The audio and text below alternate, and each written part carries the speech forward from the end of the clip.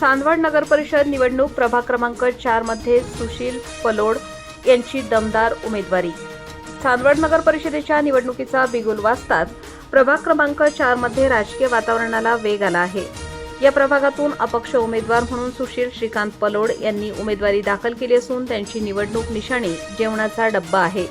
गेल्या 40 वर्षांपासून प्रभागातील जनतेत मिसळून काम करत आलेले सुशील पलोड हे सर्वसामान्यांचे कार्यकर्ते म्हणून ओळखले जातात। सामाजिक, नागरिक सुविधा आणि स्थानिक समस्यांवर सतत पाठपुरावा करणारे पलोड यांना नागरिकांचा चांगला प्रतिसाद मिळत आहे। निवडून आल्यानंतर प्रभागातील कोणतीही समस्या प्राधान्याने सोडवण्याचे आश्वासन त्यांनी दिले आहे। नागरिकांच्या विश्वासाला तडा जाऊ देणार नाही, सर्वात आधी प्रभागातील मूलभूत गरजांवर काम करणार असा निर्धार सुशील पलोड यांनी व्यक्त केला आहे। प्रभाग क्रमांक 4 मध्ये त्यांची उमेदवारी जाहीर होताच समर्थकांमध्ये उत्साहाचे वातावरण पाहायला मिळत आहे। नमस्कार, मी माझ्या प्रभागातील आणि पूर्ण जिल्ह्यातील तालुक्यातील सर्व नागरिकांना, चांदवड शहरातील नागरिकांना सुशील पलोड चांदवड नगर परिषदेच्या इलेक्शन संदर्भात पहिले तर मी सर्व जनतेला आव्हान करेन की मी अपक्ष म्हणून उमेदवारी केली आहे। माझा परिचय जर म्हटलं तर मी ह्या वार्डमध्ये किंवा ह्या प्रभागामध्ये आम्ही गेली 35-40 वर्षापासून सतत काम करत असतो। ह्या प्रभागामध्ये माझे वडील स्वर्गीय बाळूकाका पलोड हे सलग 20 वर्ष यांनी या वार्डाची सेवा केलेली आहे, या गावाची सेवा केलेली आहे आणि ते पूर्ण चांदवड शहराला ज्ञात आहे। आजही 20 वर्ष त्यांचा हे होऊन स्वर्गीय कालखंड 12 ते 14 वर्षाचा झाला असल्यानंतरही आज रोज त्यांची आठवण लोकांना होते आणि त्या जनतेने मला त्यांच्या रूपात काम करण्याचं एक चित्र त्यांच्या डोळ्यासमोर पाहून मला त्यांनी जनतेने उभं केलं। मी तसा मूळचा भाजपचा होतो, परंतु काही कारणास्तव त्यांना उमेदवारी नाही देता आली, तर जनतेची एक मीटिंग झाली आणि जनतेने सांगितलं की आम्हाला काकांच्या रूपात तुम्ही सुशील भाऊ तुम्ही पाहिजे आणि तुम्ही ही उमेदवारी केलीच पाहिजे। अपक्ष जरी असले तरी आम्ही तुम्हाला संपूर्ण पाठिंबा देऊ। जनतेच्या मनातनं हे होतं म्हणून मला ही उमेदवारी करावी लागली। निवडून आल्यानंतर प्राधान्यक्रम काय असणार आहे कामांचं? एक साधारण असं असतं की कुठल्याही प्रभागात गेलो की आपल्या गावात गटरी असतात, त्यांचं एक दुष्चित्र आपल्याला दिसतं, रस्त्यांची परिस्थिती दिसते, पाण्याची व्यवस्था जी आहे ती जी डळमळीत आहे तिच्या बाबतीत असतं, एक लाईट हे सगळे झाले सर्वांगीण कामाची। याच्या व्यतिरिक्त काही गरीब जनता असते, त्यांना छोट्या छोट्या कामासाठी नगर परिषदेमध्ये ग्रामपंचायतीमध्ये अडवलं जातं। छोट्या छोट्या कामासाठी त्यांना 4-4, 5-5 चक्रा मारावं लागतात। तर मी निवडून आल्यानंतर माझ्या वार्डमध्ये, माझ्या प्रभागामध्ये मी पहिले तर हे करेल की माझ्या रस्त्यांची, माझ्या गटारींची, माझ्या वार्डातल्या सर्व लाईटची आणि पाण्याची सुविधा कशी छान आणि सुंदर होईल, पहिले तर मी माझा त्याच्यावर फोकस राहील। त्याचनंतर मी माझ्या प्रभागातील सर्व जनतेचं तसेच चांदवड शहरातील सर्व जनतेचं जे काही काम त्यांचं प्रशासकीय लेवलवर अटकून राहील किंवा त्यांना नगर परिषदेमध्ये काही त्रास होईल तर तो त्रास त्यांचा कसा कमी होईल आणि त्यांचं कशा पद्धतीने मी त्यांना चांगलं योगदान देऊ शकेल, त्यांची कशी चांगल्या पद्धतीने सेवा करू शकेल। कारण माझ्या वडिलांचं जे नाव होतं ते ह्याच कारणाने होतं, ह्याच मी आत्ता जेवढ्या गोष्टी तुम्हाला सांगितल्या त्या सगळ्या कारणांनी माझ्या वडिलांचं नाव होतं आणि लोकांनी जनतेने मला त्यांच्या रूपात पाहिलं म्हणून मी हे सगळं करतोय। म्हणजे मला नाईलाजाने हे सगळं करणं आहे। मी 30 वर्ष 35 वर्ष व्यवसाय करून आता परिपूर्ण आहे। आता मला समाजसेवाही करणं गरजेचं आहे। आता समाजसेवेचं तसं पाहिलं आता वारसा आहे आम्हाला। आम्ही या गावच्या प्रथम सरपंच हे पण माझे स्वर्गीय पडपंजोबा हे होते, स्वर्गीय नारायणदासजी पलोड हे प्रथम सरपंच होते या गावचे। त्यानंतर मधल्या काळात कोणी नव्हतं, मग माझे वडील होते, त्यांनी 20 वर्ष सलग सेवा केली आणि आता माझ्यावरती जबाबदारी जनतेने आणून टाकली आहे। महिलांसाठी असेल, युवकांसाठी असेल, आपल्या प्रभाग क्रमांक 4 मध्ये काय मानस असणार आहे आपला? माझ्या मनात आज ह्या मितीला मी असा जरूर विचार करेल की एक 5-10 हजाराची 12 हजाराची नोकरी साधारण माझ्या प्रभागातले युवक करतात। मी त्यांना उद्योजक बनवण्याचा विचार करेल। मी माझ्या आयुष्यात 10 जरी उद्योजक बनवले तरी मला असं वाटतं की माझं संपूर्ण आयुष्य हे सफल झालं।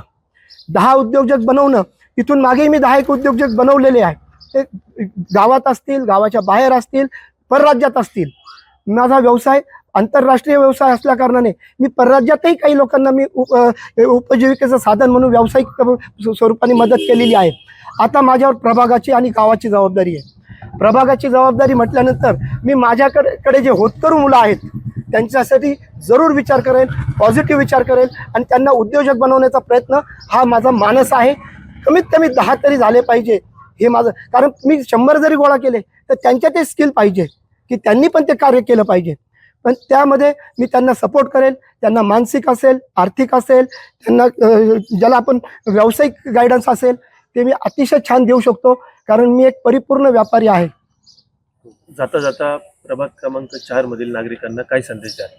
मी सर्व नागरिकांना, माझ्या मायबाप जनतेला एकच विनंती करेल की उद्या 2 डिसेंबर 2025 रोजी जी काही निवडणूक होऊ घातलेली आहे, मी अपक्ष उमेदवारी केली. छोट्या मोठ्या प्रमाणात माझ्यावर अन्याय झाला असं जनतेचं म्हणणं आहे, मी तर समजत नाही. मी असं समजतो की प्रभूची जी लीला आहे तिने मला हे कार्य करण्यास प्रवृत्त केलं आहे. तर मी माझ्या मायबाप जनतेला विनंती करतो की उद्या 4 नंबर प्रभागातील सर्व जनतेने माझ्यावर विश्वास ठेवून माझ्या टिफिन बॉक्स या निशाणीला आणि तसेच माझे पार्टनर विमलबाई माळी यांच्या रोड रोलर या निशाणीला मतं देऊन आम्हाला विजयी करावं. तसंच त्यांनी विजयी केल्यानंतर मी सदैव त्यांचा ऋणी राहील. मी त्यांना धन्यवाद देईन, आजही धन्यवाद देतो, कारण त्यांच्या प्रेरणेने मी आज इलेक्शनमध्ये दिसत आहे.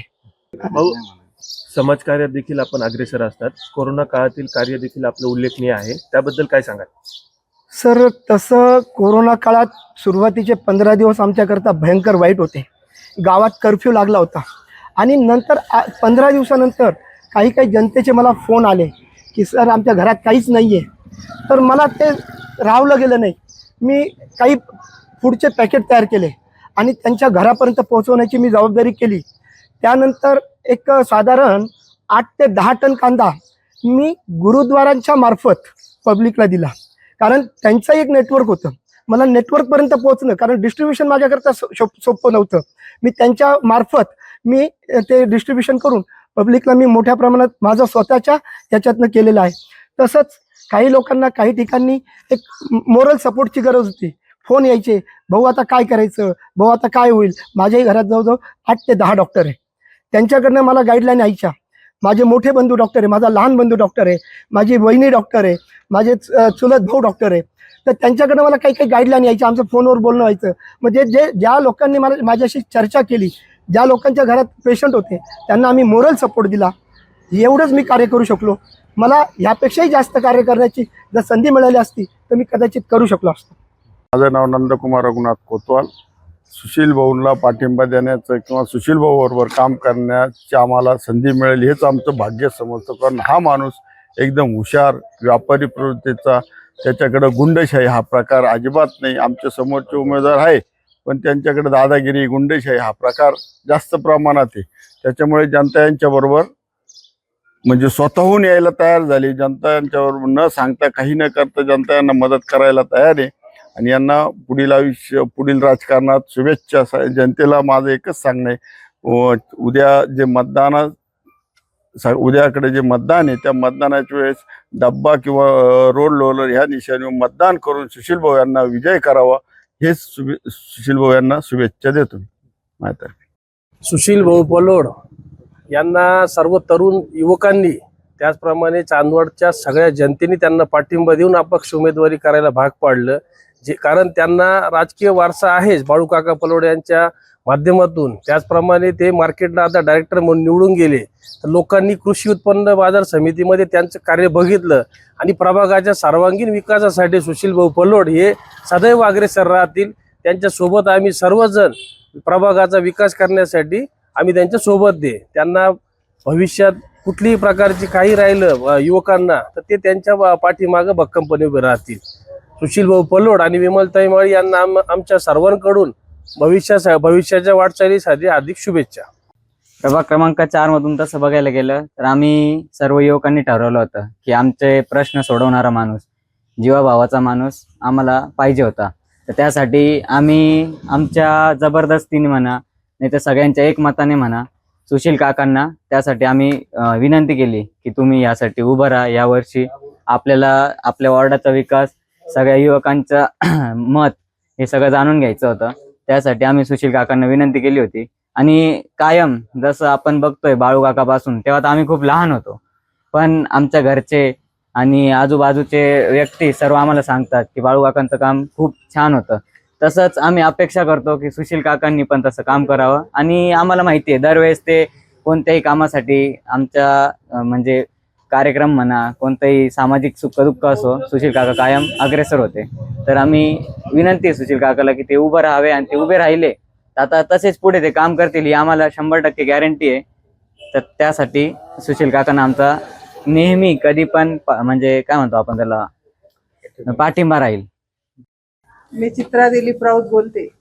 आमच्या गल्लीतले बाळू काका पल्लोड हे आमचे फार जुने सासरे होते. त्यांचा मुलगा सुशील पल्लोड ते उभे आहे.